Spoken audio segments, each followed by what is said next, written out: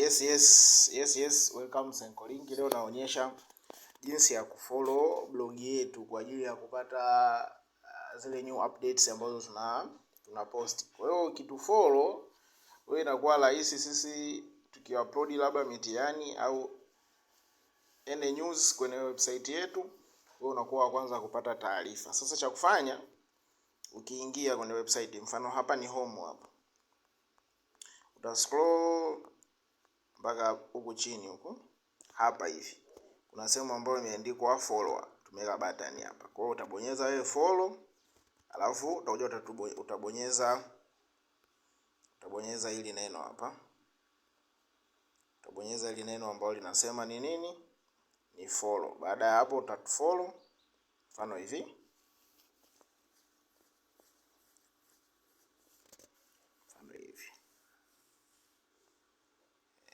Sasa ukibonyeza pale follow, utakuja utatokea hapa. Kwa kuwa mimi ndo mmiliki wa site na naamua tu ku unfollow tu.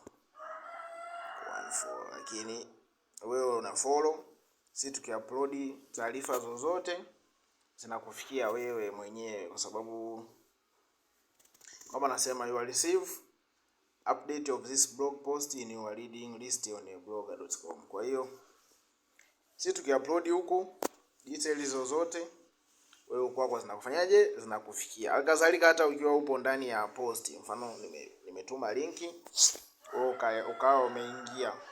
Mfano hapo umeingia matangazo haya, na hii hapa ikitokea mabonyeza alama X.